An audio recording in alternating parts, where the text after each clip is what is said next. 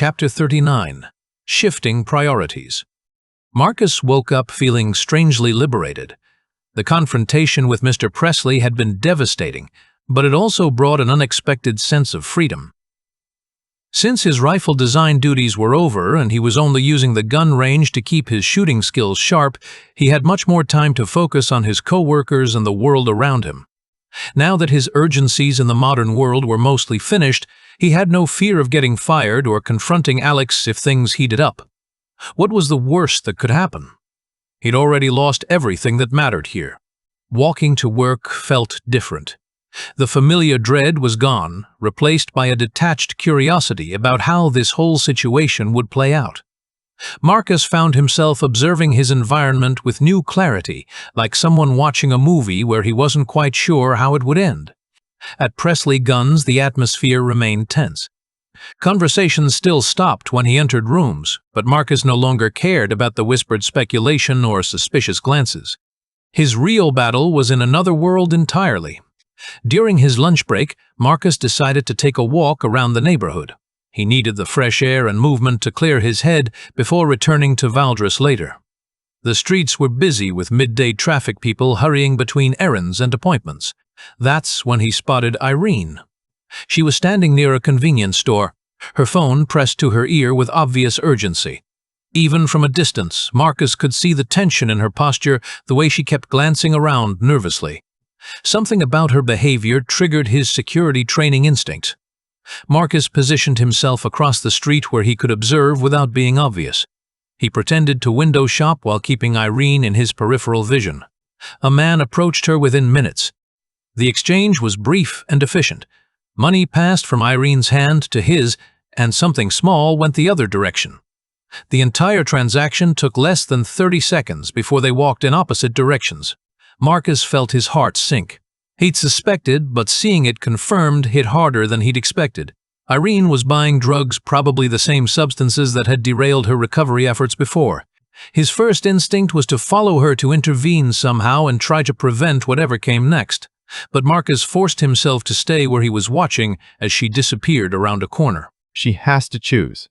It was one of the hardest things he'd ever done. But Marcus understood that chasing after her would only enable the destructive pattern. Irene had to decide for herself whether recovery was worth the effort. No amount of external pressure could make that choice for her. The rest of his workday passed in a haze of conflicted emotions.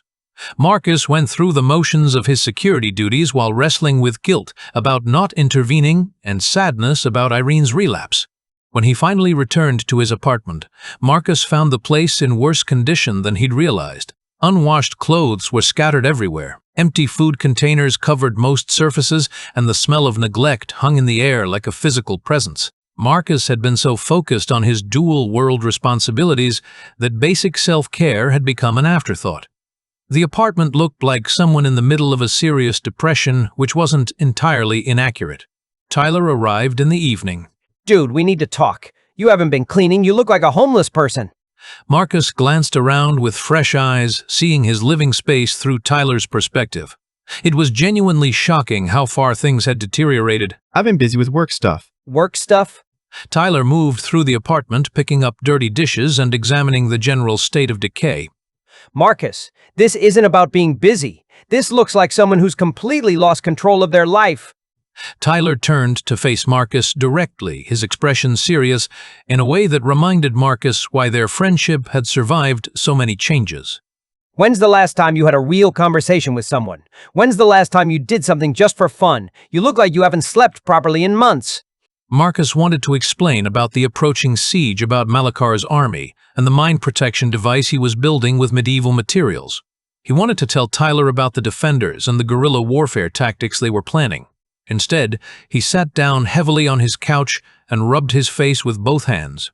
Marcus, maybe you should quit that place. Guns and shooting, that's not like you. We can find other jobs. Jobs that won't agitate you this much, my friend. It's not just the job. There are other things happening that make me like this. I'm sorry, friend. Give me time and I'll go back to being a good friend. Tyler studied Marcus's face with the kind of attention that comes from years of friendship. What kind of other things? Are you in some kind of trouble? Legal problems? Family issues? Marcus felt the familiar weight of secrets that couldn't be shared. How could he explain that he was preparing for interdimensional warfare while building alien technology to resist mind control magic? I'm dealing with some complicated situations, things I can't really discuss, but I appreciate you being patient with me. Marcus, you're scaring me. This isn't just stress from a difficult job. You look like someone who's carrying the weight of the world on their shoulders. The accuracy of that observation was almost painful. Marcus was literally carrying the weight of multiple worlds, trying to coordinate resistance against a threat that could destroy thousands of innocent lives. I promise I'm not in immediate danger, but there are responsibilities I can't walk away from right now. Once I get through this current situation, things will get better. Tyler began gathering the worst of the mess, clearly not satisfied with Marcus's evasions, but willing to help regardless. I don't know what's going on with you, but I'm not giving up on our friendship. Whatever this is, you don't have to handle it alone. They spent the next hour cleaning the apartment together. Tyler asked occasional questions about Marcus's situation, but seemed to understand that pushing too hard wouldn't get him anywhere. As they worked, Marcus found himself grateful for Tyler's persistence.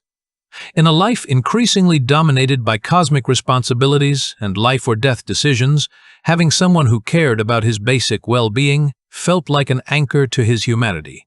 You know what we're going to do next week? When my finals are over, you take a sick day. 3-day full gaming, what do you say?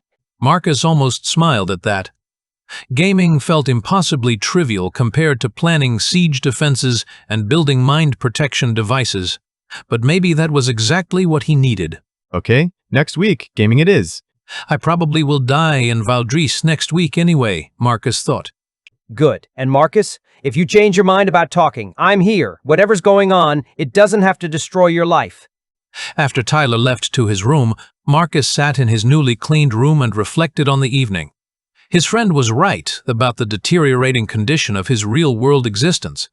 The isolation and stress were taking a visible toll that he could no longer ignore.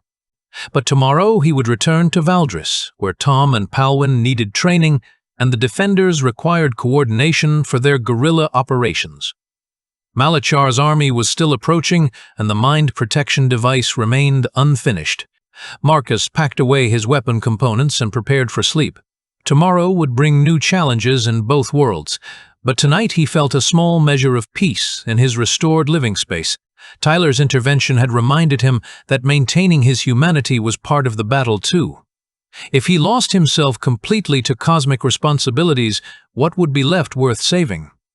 The question followed him into restless dreams filled with siege warfare and the distant sound of bowling pins falling.